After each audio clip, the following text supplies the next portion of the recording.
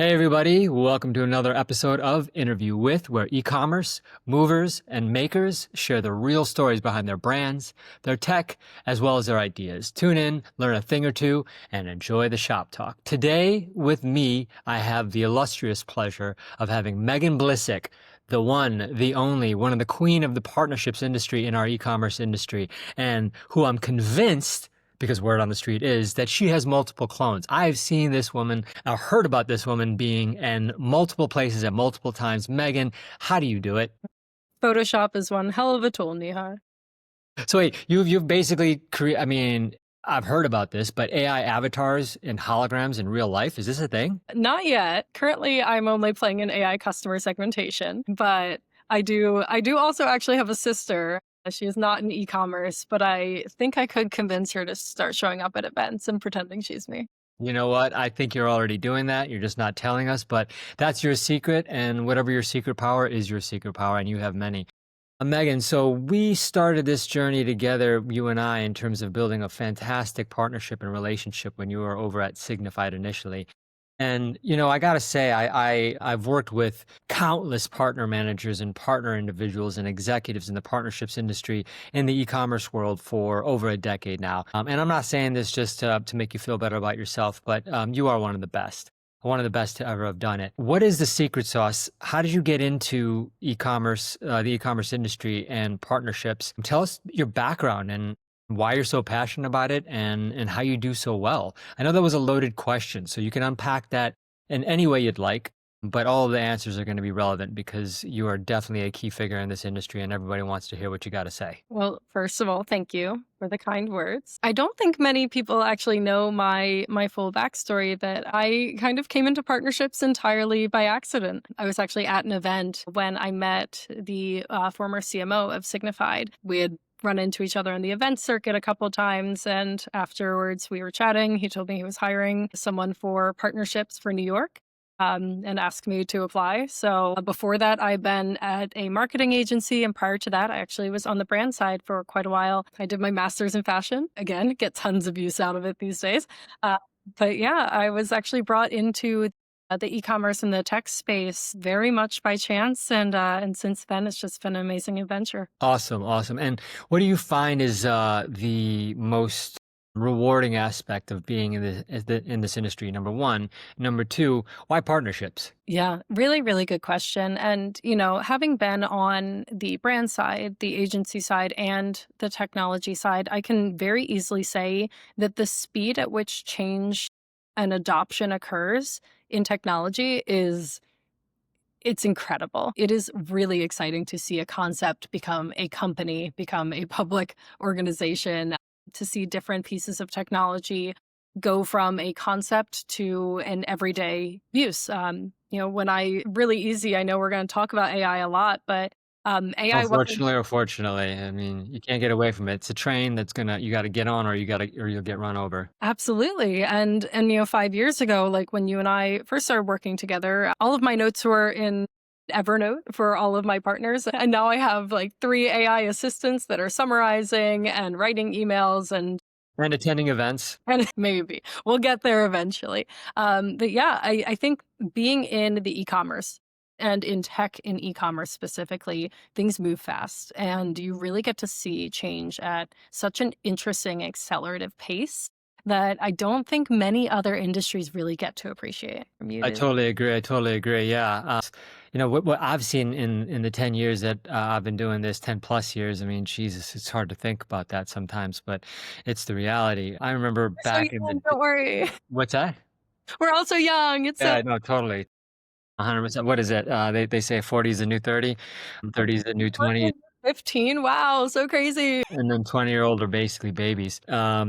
Yeah, I know. I think, when I first started in this industry back then, Shopify was known as the mom and pop solution, somewhere where you get started and then you graduate to Magento and so on and so forth. So had just launched in 2000. We were one of the first partners. There were 25 people. Recharge was 15 people. We were one of their first partners. And a decade goes by. You have, the Shopify building the backbone of our industry with now table stakes platforms that are now Klaviyo, Recharge, Orita, I would argue. Arita, I know that you're the head of partnerships and marketing there. Congratulations for the recent promotion, by the way. Tell us how you've seen, the industry kind of progress from what I like to call essential tech, semi-essential tech, and then the non-sexy tech. So what I mean by that, the essential tech is, of course, your Shopify's, your Klaviyo's, your Recharges, your Attentives, your SMS platforms and reviews platforms, and so on and so forth. Actually, I maybe put some of those into non-essential. Non-essential is like nice to haves, your cross-sell applications and everything you want to do when you become more of a mature business. Non-essential doesn't mean that you don't need it. It's just when you're starting a business out, what are the basics that you absolutely have to have in order to be able to accomplish the level of e-commerce and engaging with consumers on the level that you need to. And then non-essential is the stuff that where you want to start enhancing your merchandising tools, your personalization tools, et cetera. And then the non-sexy tech is your ADA compliance tools, your fraud monitoring, your things of that nature that are important, but you don't think about initially. So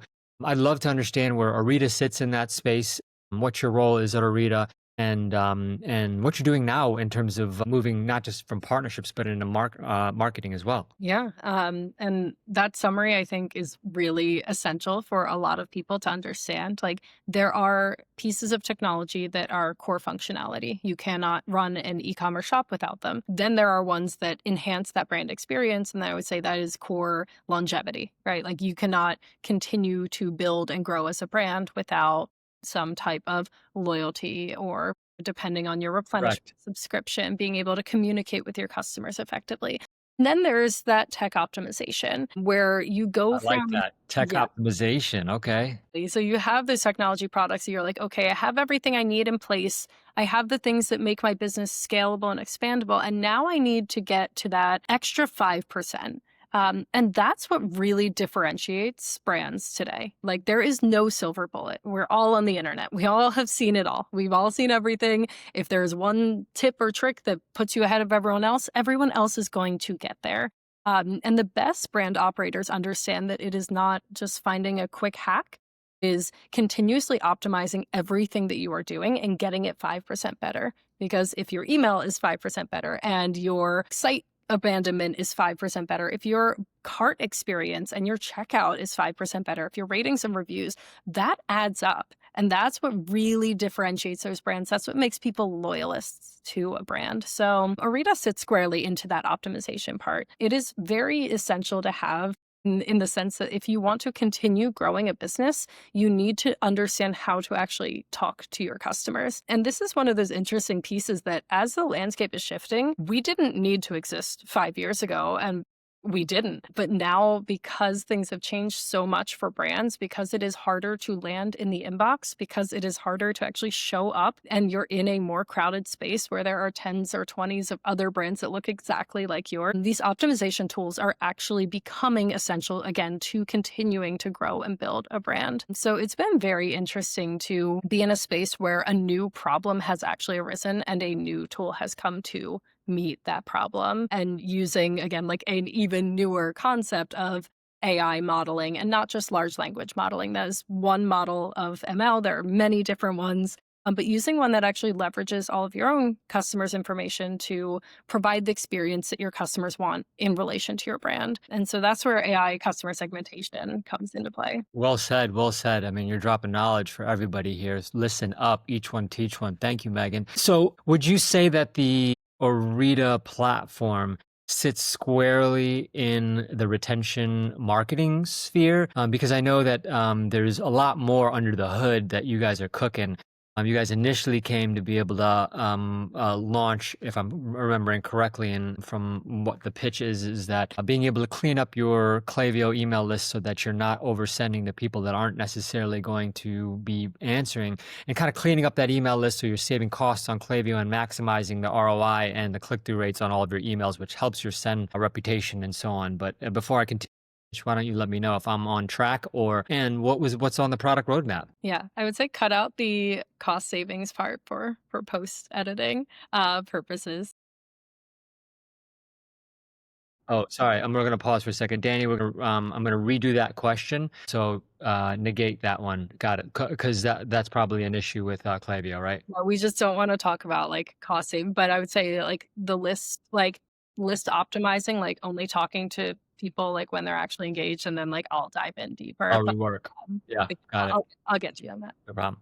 All right, take two on this, Danny. So, Megan, in terms of Orita, does it sit in the retention marketing sphere? Like, for example, everything I understand and know about Orita is that it is initially when it launched, we started talking about this about almost 2 years ago with you and Aaron Schwartz, was about the fact that it integrates with Klaviyo to be able to optimize your list because the days of batch and blast are way over. If you're sending to everybody on your list, you're really not doing it right. And you're probably hurting your sending reputation. What's really important is for you to be able to kind of whittle down to who are your engaged customers, why, and using your tech to be able to reach out to them. Correct me if that is the core aspect of Orita, and what else are you guys doing and what's on the roadmap? Yeah, amazing summary. I think that really hits it. And also for anyone here that has bought something on the internet, just to kind of give you the customer experience of using Orita, because brands do use this software, but it's so that their customers have better experience. Nihar, like what's a brand you like or have purchased from recently? Boy,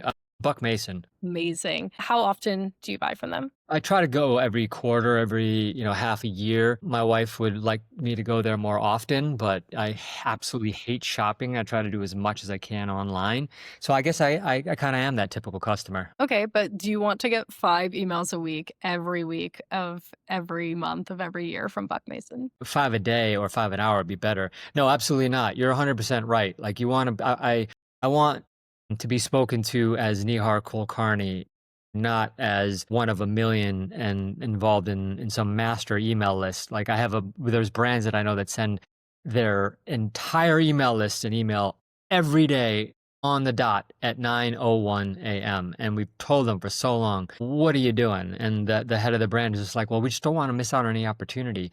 But you're actually hurting your opportunity in the long run if you want to kind of delve down how Orita could help that brand out. Yeah, absolutely. And I think you're kind of nailing something really important from the brand operator side, which is I don't want to miss out on revenue or connecting with my customers, right? And my customers are engaged, like, right? Nihar comes back every couple months, but if we only engage with you when you're actually showing intent, if we only send those emails when the product that you like is coming up, or if we only show those emails when you are showing that signal that you actually want to receive them, that is going to be a better experience for you. You are going to stay subscribed to their mailing list for longer. And then on the actual technical side of this, if you are emailing your entire list and they're not engaging, you are losing revenue by doing that. And I know that sounds a little counterintuitive, but Gmail, Yahoo, Hotmail, in the past 2 years, they have added a ton of restrictions for bulk senders because we all did get sick of seeing all those emails all the time. So what happens is that if you're engaged is not strong enough as a brand sender, if you're sending to people that are not engaging with your emails, clicking on them, taking an action, doing something positive, they will start putting those emails in spam. So any brand with a click rate lower than 1%, go in to Klaviyo, go into your email provider, go check that, is in a revenue losing state already. They are actually missing out on revenue because their emails are landing in spam. And this is that problem I was saying that did not exist before. Our CEO and co-founder was a brand operator. He will be the first to tell you he used to batch and blast and send to everybody in his list. And 10, 15 years ago, that was fine. It's just not now. And it's really hard to square that circle and say, okay, how am I not going to miss out on revenue if I don't talk to people? But realizing that in your spam folder are brands that you love and engage with, but you haven't talked to for a bit, or their sender reputation is falling so poorly that they're landing in spam, really go to show that the being very tailored with who you reach out to and when will actually drive up revenue. It will get your emails back in the inbox, which means more people will see them. So by honing in, not emailing everyone, email everybody, just only when they want to hear from you. Yeah, understood. Yeah, that's well said. So the time is now, in my opinion. Black Friday, Cyber Monday might be, 3.5 months away. But I mean, I know brands that have been planning for Black Friday, Cyber Monday since February of this year. With Orita integrating that now, what can a brand expect or an agency expect for the brands that they work with in terms of what it's going to do for them come October, November when the Black Friday, Cyber Monday blitz happens? Yeah, great question. And we're starting holiday planning with our clients now. So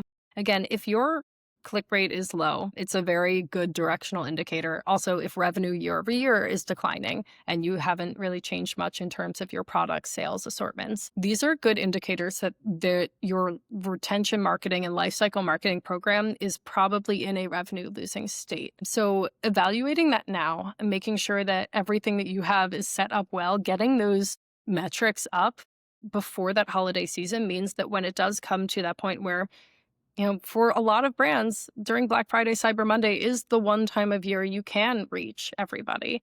And so if you're pulling back now to only the people showing engagement, if you're right sizing your sends with the people that want to hear from you, you're sending that positive signal and saying, hey, people that I email want to receive this. And that's going to then put you in a positive state so that when you open that list, when you send to people you haven't talked to for a while, the inboxes actually know, okay, we haven't seen this person specifically interact with this brand, but people that interact with this brand are having a positive outcome. They are not unsubscribing or marking as spam. They are opening, they're clicking, they're taking a high intent action. So we're going to push this email through. So if you start cleaning it up now, if you start optimizing your list now, then you can really truly expand into those peak seasons. And this is not just Black Friday, Cyber Monday. This is every major holiday. This is every peak season. And that's really what Orita does a bit differently than, like, say, a typical list cleaning of removing those unengaged people.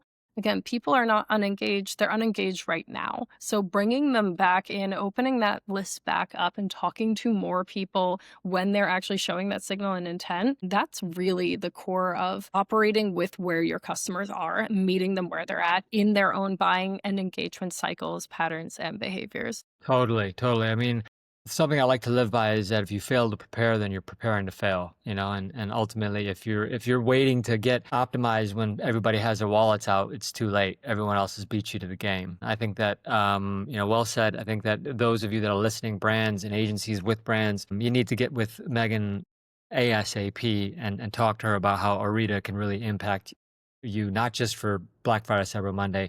You got Labor Day coming up. You got Indigenous Peoples Day coming up. You got all kinds of things happening in the coming months, and so you need to be prepared for that. Let's shift gears, Megan, because I said at the beginning of this call, and I mean it with all sincerity, is that you are one of the queens, if not the queen, of partnerships in our industry. And I don't mean that just to gas you. I don't mean that just to say it, but I say that to people in general, even when you're not around, and that's how you know it's true.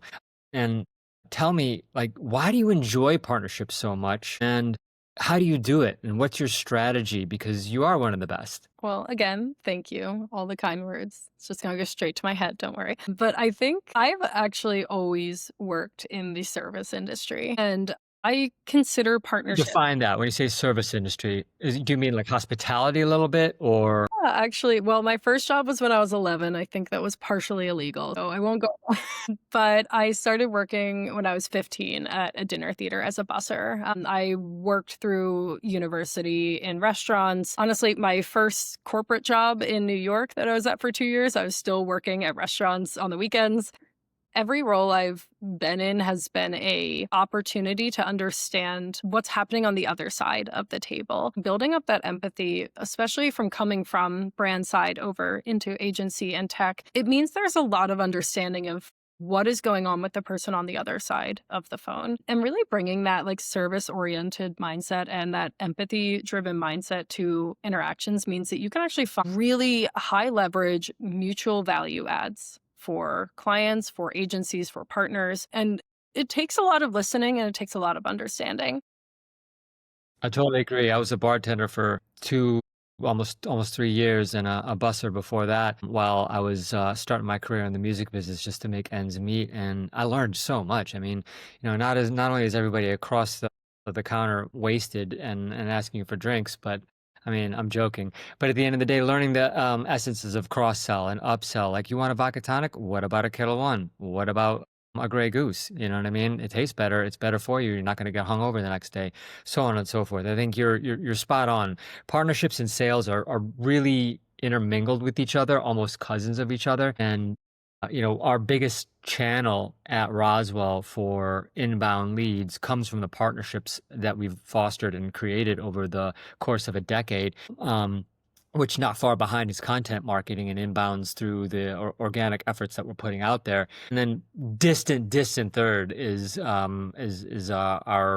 ad placements that bring in 95% garbage, and that's really how it works. Agencies, if you're listening out there, you really need to understand how partnerships work. If you come to the table, let me ask you a question, Megan. If you have a partner that comes to the table and says, "Where's my leads?" as their first opening statement, what's your response to them? Oh, that's a tough one. And that goes for everyone, by the way. If you are a technology provider, if you are a agency, if you come to someone asking them for something with no context, it's not a good start. And I think a lot of my ethos, a lot of the way that we've also built at Orita, how I built things at Signified in the past as well, is give 3 times at least before you ask.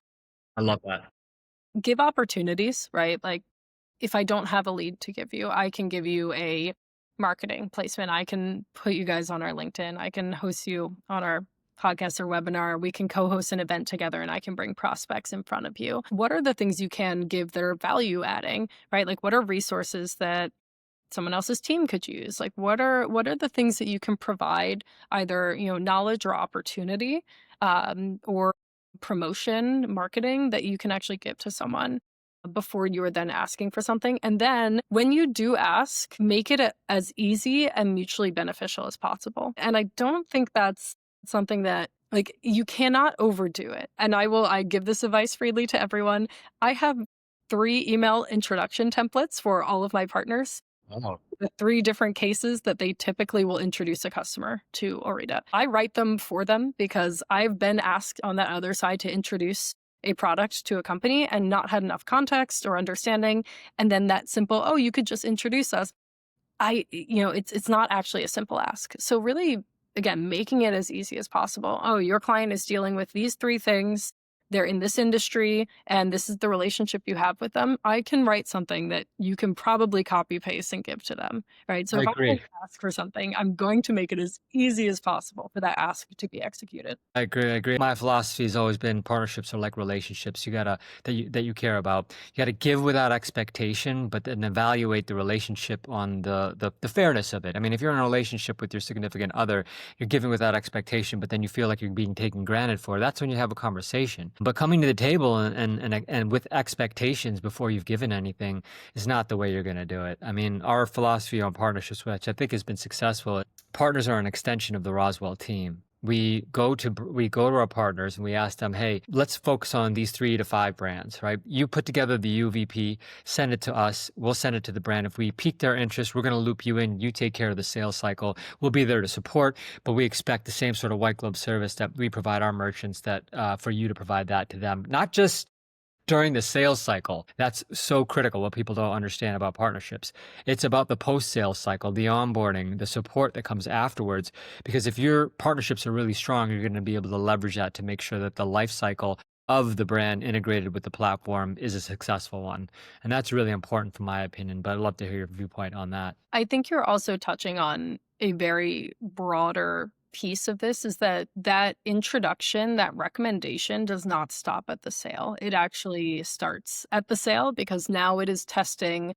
And I want everyone to understand this. Your reputation as an agency is the highest value item that you have to offer your customers. If they trust you to make good recommendations for their strategy, their campaigns, the tools and products that they put in place, that is a stickiness that keeps people in place. If you as a tech partner inadvertently break your agency's trust with their client by not delivering on the promises of the tool you are putting in place, you are breaking that relationship. You are actually potentially risking their relationship with their customer. So you can just introduce me is not actually true. There must be a good reason. It has to be very clear. And then again, you're exactly right. That customer support has to follow through. I personally will connect with the account managers of a new Orita client for the first month.